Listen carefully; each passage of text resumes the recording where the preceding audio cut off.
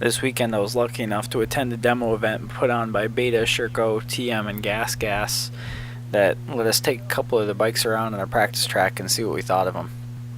I am by no means a pro rider. I'm just an amateur who tries to ride single track on the weekends as often as he can. If you want, just take the footage and see where my skill level lines up with yours, and take my advice with a grain of salt depending on how much you trust my judgment. I'll go over each of these bikes at the start of the lap and then let the lap play out. Now this is the Beta XTrainer 300. This bike was all stock except for the pipe on it was an aftermarket pipe. I've been told that the original pipe is very restrictive and an aftermarket pipe really opens this thing up. I can't imagine this bike being much more mellow though. It was super controllable and easy to handle, just being for being a 300. It had super great power down low. It didn't really have any sort of power band hit that you would expect from the two-stroke. It was actually probably the most fun out of all the bikes that were there, just because of its low center of gravity. It really almost felt like a pit bike. It definitely had the ground clearance though. It just felt like such a lighter bike than it really was. The soft suspension really kind of hindered it if you wanted to do any kind of speed, but I've been told on these betas that really not to judge them by their stock suspension, just because they can be improved so much with either aftermarket suspension or just a good tune. Now I don't think I would take this thing to any Enduro or hair scramble events, but it would be perfect just for a good bike to soak up some miles on doing a group ride or some family event in the single track. This bike is very at home at low speeds, and I feel like it could eat up some extremely rough terrain without tiring you out like some other bikes. I'm about 5'10" barefoot, and I would definitely recommend this bike to people my height or shorter. If you're a younger or newer rider looking for a fully capable trail bike, I couldn't recommend this one enough. I wouldn't be intimidated by it being a 300 at all, as it really doesn't feel like it has that sort of power.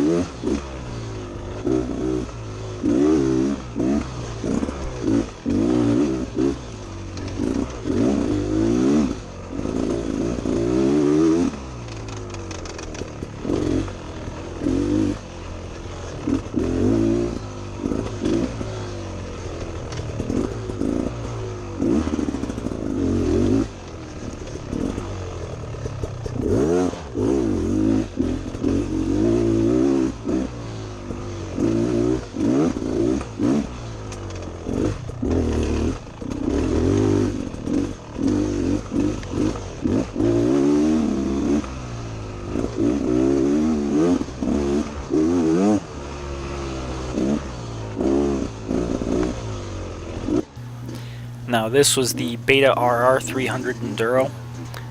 This had by far the most punch of any bike that was there. This thing wanted to rip my arms off at every chance it got. It wasn't quite as low as the XTrainer, but it definitely still felt lower than some of the other bikes there by an inch or two. Made it much easier for me to put a foot down in corners.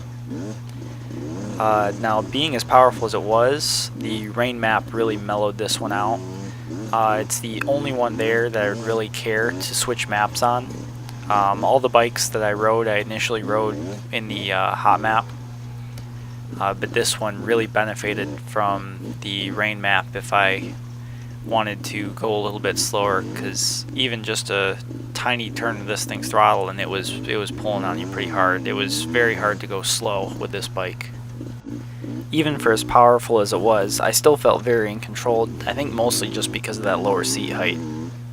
With all that said, I still don't think I'd keep it in the hot map for a full 50-mile ride.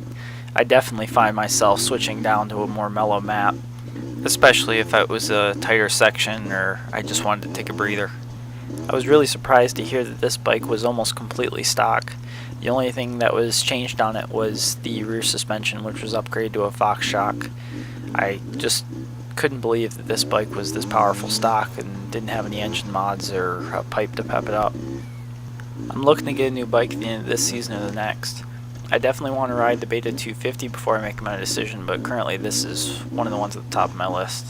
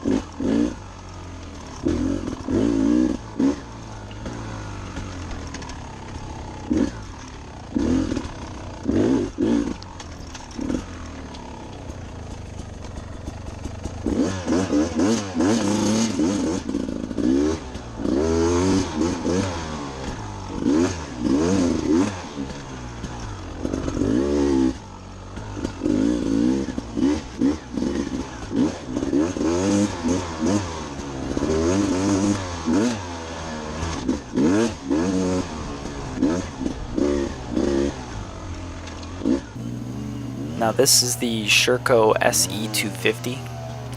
Now this bike has a very weird brake and shifter placement, and you'll see up here in a little bit that I completely missed the rear brake going into a turn and end up punching a tree. Of course, the first bike I ride without bark busters I end up punching a tree with. I'm pretty sure those can just be adjusted to exactly the way you want it, so I can't really fault him for that. It's just something that caught me by surprise. Now this was the only 250 that was there, so I really can't compare it to any of the other bikes. But I did really enjoy it. It was a very solid 250. The gears on this bike weren't terribly long, but I wouldn't call them short either. It really rewarded being in the power band and in the right gear all the time, but it could still handle coming out of a corner at gear high without having to worry too much about it. I've been told that the stators on these Shercos are absolutely massive, so you're interested in putting like a Baja Designs floodlight or something on these bikes, they can handle them without any upgrades. While there was nothing especially spectacular about this bike, I really didn't have any complaints, and this would be a fantastic woods bike.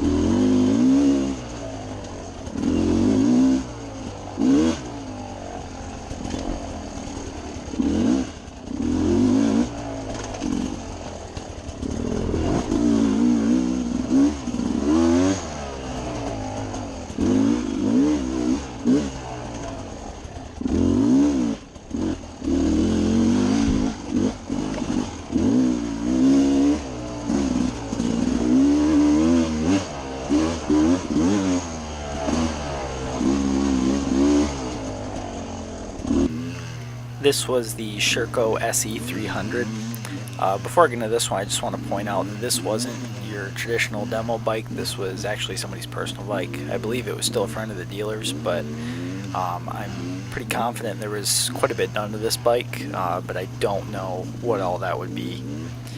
I believe it was probably either re-geared or retuned, because even the hot map was very mellow and felt more mellow than any of the rain maps that I tried. This one felt similar power-wise to the Beta XTrainer. It was quite the departure from the previous 250 that I had ridden. There was really no power band to speak of, but as mellow as this thing was, it still felt very fast and capable. This would be another bike that I don't think I'd prefer for race or hare scrambles, but would be extremely comfortable and enjoyable on a longer ride with a group. But again, I'm pretty sure this bike was pretty far away from being stock, at least as far as the gearing and tune was concerned.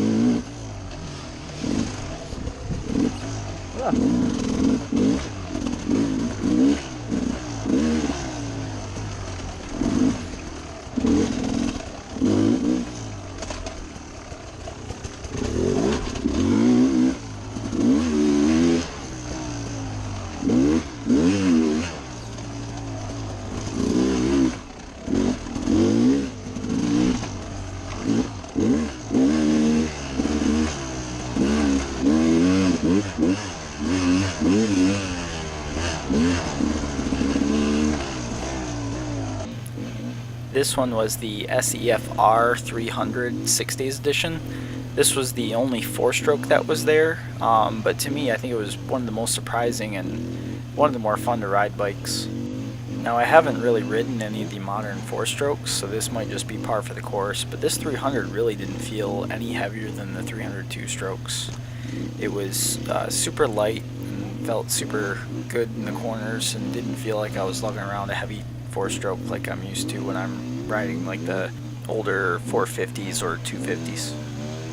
This one really makes me want to try the newer KTM or Husqvarna 350 4-strokes. While this obviously had the most linear power of any of the bikes there, it still felt a little down on power compared to some of the 300 2-strokes.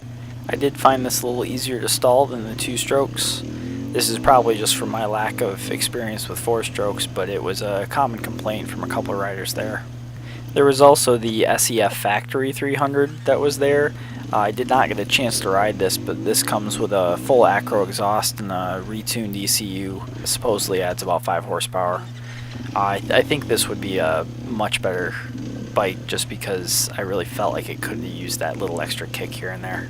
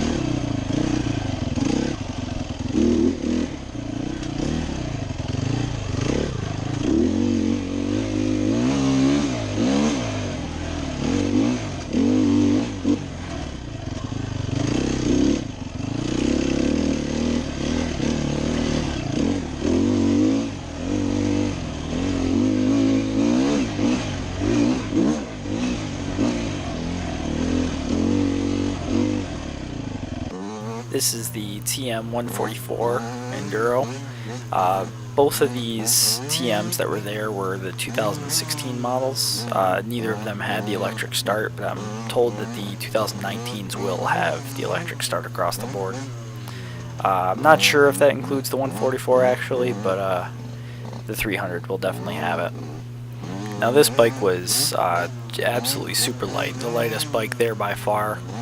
And didn't even have the power as long as you stayed on it, but you really had to pay attention to what gear you were in and where you were at in the power band.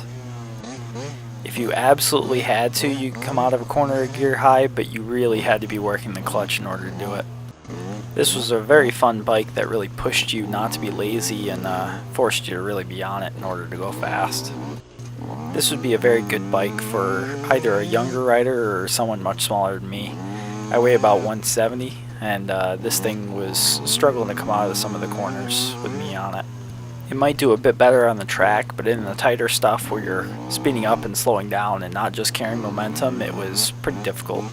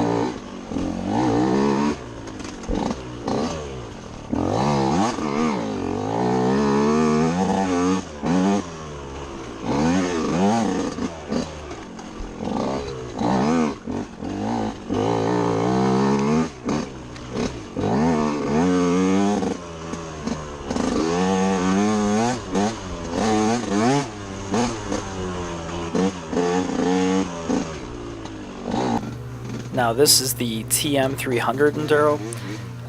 Power-wise, it actually felt pretty similar to the Sherco 250 when you're on the power band, but it also had that little extra grunt down low. Again, both these TMs that were there were the 2016 model, and this one did not have electric start. This was a very simple no-frills bike. It was very capable, and it'd be a blast to ride in the woods. I think it could do some faster races and hare scrambles, but it's also capable of doing long miles and staying pretty relaxed. However, I think I would definitely get an aftermarket seat just because this one was extremely uncomfortable. There was no real padding on it, and I could definitely feel the side rails digging to my butt anytime I sat down and was on the throttle.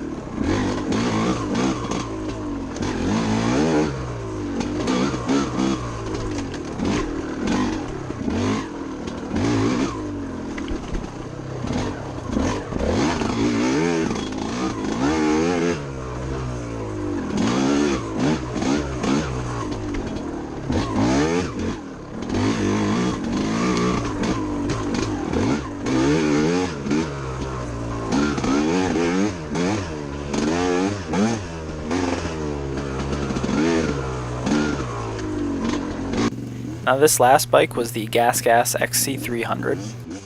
I think it really hit the sweet spot for power. It had plenty of grunt down low, but also kept a very punchy power band up top. The low end power really helped you power out of corners a gear high, which was very important just because the gears on this one were so extremely short.